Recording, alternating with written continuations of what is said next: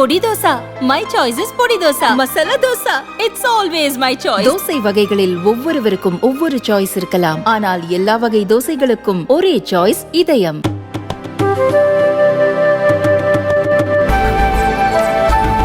Britain நாடாளுமன்ற தேர்தல் முடிவுகள் ஜூலை 5ஆம் தேதி வெளியானது. கடந்த 14 ஆண்டுகளாக ஆட்சியில் இருந்த கன்சர்வேட்டிவ் கட்சி படு தோல்வியை சந்தித்தது. இந்த தேர்தலில் 650 இடங்களை கொண்ட பிரிட்டிஷ் நாடாளுமன்றத்தில் 412 இடங்களை கைப்பற்றி தொழிலாளர் கட்சியின் தலைவர் கியர் ஸ்டார்மர் இப்போது நாட்டின் புதிய பிரதமராக பதவியேற்றுள்ளார்.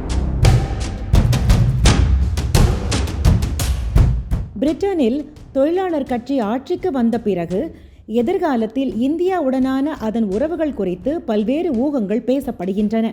ஏனெனில் காஷ்மீர் விவகாரம், காலிஸ்தான் பிரச்சினை ஆகியவற்றில் தற்போது பொறுப்பேற்றுள்ள தொழிலாளர் கட்சியும் இதற்கு முன் ரிஷி சுனக் தலைமையில் ஆட்சி செய்த கன்சர்வேட்டிவ் கட்சியும் வெவ்வேறு கருத்துக்களை கொண்டவை. தொழிலாளர் கட்சியின் கடந்த கால செயல்பாடுகள் கூட இந்தியாவுக்கு அப்படி ஒன்றும் ஆதரவானதாக இருந்ததில்லை என்று சர்வதேச அரசியல் நிபுணர்கள் கூறுகின்றனர்.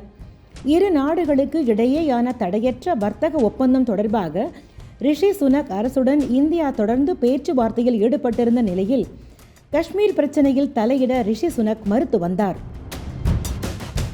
ஆனாலும் பாகிஸ்தான் வம்சாவளியை சேர்ந்த தொழிலாளர் கட்சியின் தலைவர்கள் பிரிட்டன் நாடாளுமன்றத்தில் இந்த பிரச்சனையை எழுப்பி வந்தனர்.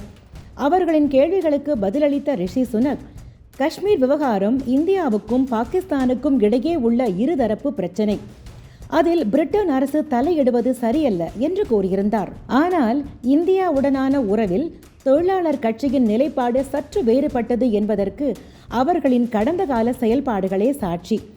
1997ஆம் ஆண்டு இந்தியாவின் 50வது சுதந்திர தினம் கொண்டாடப்பட்டது. அதில் இங்கிலாந்து ராணி எலிசபெத் மற்றும் அவரின் கணவரான இளவரசர் பிலிப் ஆகியோர் பங்கேற்க திட்டமிடப்பட்டிருந்தது. பிரிட்டனில் அப்போது டோனி பிளேயர் தலைமையிலான தொழிலாளர் கட்சி ஆட்சியில் இருந்தது. இந்தியாவில் 50வது சுதந்திர தின விழாவில் பங்கேற்க வரும் முன் பாகிஸ்தான் சென்ற ராணி எலிசபெத் காஷ்மீர் விவகாரத்தை இரு நாடுகளும் பரஸ்பர பேச்சுவார்த்தை மூலம் தீர்க்க வேண்டும் என்று அறிக்கை வெளியிட்டார். அப்போது அவருடன் வந்திருந்த இங்கிலாந்து வெளியுறவு அமைச்சர் ராபின் குக் காஷ்மீர் பிரச்சினைக்கு மத்தியஸ்தம் செய்ய முன்வந்தார். காஷ்மீர் விவகாரத்தில் இங்கிலாந்தின் தலையீட்டை விரும்பாத இந்தியா பிரிட்டன் தனது ஏகாதிபத்திய வரலாற்றை மறக்கவில்லை. காஷ்மீர் விவகாரத்தில் பிரிட்டனின் கருத்தை இந்தியா நிராகரிக்கிறது என்று பதிலடி கொடுத்தது. இந்தியாவுடனான உறவில் தொழிலாளர் கட்சியின் கடந்த கால நிலைப்பாடு இப்படி இருக்க, ஆர்டிகல் 370 மூலம் காஷ்மீருக்கு கிடைத்து வந்த சிறப்பு அந்தஸ்து 2019ஆம் ஆண்டு ரத்து செய்யப்பட்ட போது அன்றைய இங்கிலாந்து நாடாளுமன்ற எதிர்க்கட்சி தலைவரும் தொழிலாளர் கட்சி எம்பியுமான ஜெர்மி கார்பின் அறிக்கை ஒன்றை வெளியிட்டார். அதில் காஷ்மீரின் நிலைமை சங்கடத்தை ஏற்படுத்துகிறது, அங்கு நடக்கும் மனித உரிமை மீறல்களை முடிவுக்கு கொண்டு வர வேண்டும், ஐக்கிய நாடுகள் சபையின் தீர்மானங்களின்படி இந்த பிரச்சினைக்கு இந்தியா தீர்வு காண வேண்டும் என்று இந்தியாவை விமர்சிக்கும் வகையில் கருத்து தெரிவித்திருந்தார். அதன் பிறகு இந்திய வம்சாவளியை சேர்ந்த சுமார் 100 பிரிட்டிஷ் குடிமக்கள் ஜெர்மி கார்பினுக்கு கடிதம் எழுதி இதற்கு எதிர்ப்பு தெரிவித்தனர். பின்னர் செப்டம்பர் மாதம் நடந்த தொழிலாளர் கட்சியின் வருடாந்திர மாநாட்டில் ஒரு அவசர தீர்மானம் நிறைவேற்றப்பட்டது. அதில் காஷ்மீரில் மனித உரிமைகள் மீறப்படுகின்றன, சர்வதேச பார்வையாளர்களுக்கு காஷ்மீர் செல்ல அனுமதி வழங்க வேண்டும், காஷ்மீர் மக்களுக்கு சுயமாக முடிவெடுக்கும் உரிமையை வழங்க வேண்டும் என்று கூறப்பட்டிருந்தது. தொழிலாளர் கட்சி மாநாட்டில் நிறைவேற்றப்பட்ட இந்த தீர்மானத்திற்கு எதிராக இந்திய வம்சாவளியை சேர்ந்த பிரிட்டிஷ் குடிமக்கள் குரல் எழுப்ப தொடங்கினர். அதேபோல தொழிலாளர் கட்சியில் இருக்கும் இந்திய வம்சாவளியினரும் அந்த தீர்மானத்திற்கு எதிர்ப்பு தெரிவித்தனர். பின்னர் தொழிலாளர் கட்சி தலைவர் இயன் லாவரி இந்திய வம்சாவளி குடிமக்களுக்கு ஒரு கடிதம் எழுதினார். அதில் எந்த ஒரு நாட்டின் அரசியல் விவகாரங்களிலும் வெளிநாடுகள் தலையிடுவதை தொழிலாளர் கட்சி எதிர்க்கிறது, காஷ்மீர் பிரச்சனையில் இந்தியாவையோ அல்லது பாகிஸ்தானையோ தொழிலாளர் கட்சி ஆதரிக்கவில்லை என்று தெரிவித்திருந்தார். காஷ்மீர் விவகாரத்தில் மட்டுமின்றி காலிஸ்தான் விவகாரத்திலும் இந்த கட்சியின் நிலைப்பாடு இந்தியாவுக்கு எதிரானதாகவே இருக்கிறது. இந்திய வம்சாவளியை சேர்ந்த தொழிலாளர் கட்சியின் எம்பி பிரீத் கவுர் கில் காலிஸ்தானின் ஆதரவாளராக கருதப்படுகிறார். இந்த ஆண்டு பிப்ரவரி மாதம் இங்கிலாந்து நாடாளுமன்றத்தில் பேசிய அவர், இங்கிலாந்தில் உள்ள சீக்கியர்களை இந்திய உளவாளிகள் குறிவைக்கின்றனர் என்று குற்றம் சாட்டியிருந்தார்.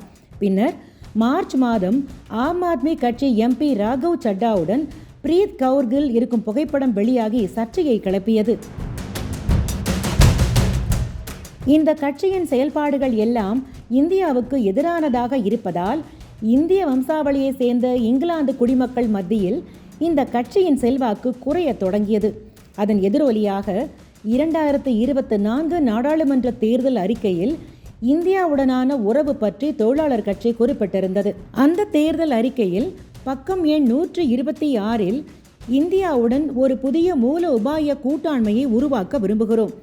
அதில் தடையற்ற வர்த்தக ஒப்பந்தங்கள், கல்வி, தொழில்நுட்பம், பாதுகாப்பு மற்றும் காலநிலை மாற்றம் போன்ற துறைகளில் இரு நாடுகளுக்கும் இடையே ஒத்துழைப்பை ஏற்படுத்துவதற்கான நடவடிக்கைகளும் அடங்கும் என்று கூறப்பட்டுள்ளது. அதேபோல அந்த அறிக்கையில் 127வது பக்கத்தில் எங்கள் சர்வதேச நட்பு நாடுகளுடன், குறிப்பாக பாகிஸ்தான் மற்றும் வங்கதேசம் உள்ளிட்ட பருவநிலை மாற்றத்தின் தாக்கங்களை எதிர்கொள்ளும் நாடுகளுடன் இணைந்து செயல்படுவோம் என்றும் தெரிவிக்கப்பட்டுள்ளது. ஏற்கனவே காலிஸ்தான் விவகாரத்தில் அமெரிக்கா, கனடா, இங்கிலாந்து ஆகிய நாடுகள் இந்தியாவுக்கு நெருக்கடி கொடுக்க முயன்று வருகின்றன.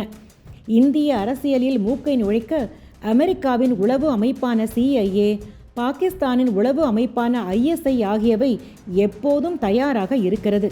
அந்த வரிசையில் தற்போது தொழிலாளர் கட்சி தலைமையிலான ஆட்சியில் இயங்கும் இங்கிலாந்தின் உளவு அமைப்பான MI6 இடம் பிடித்தால் ஆச்சரியப்பட ஒன்றுமில்லை.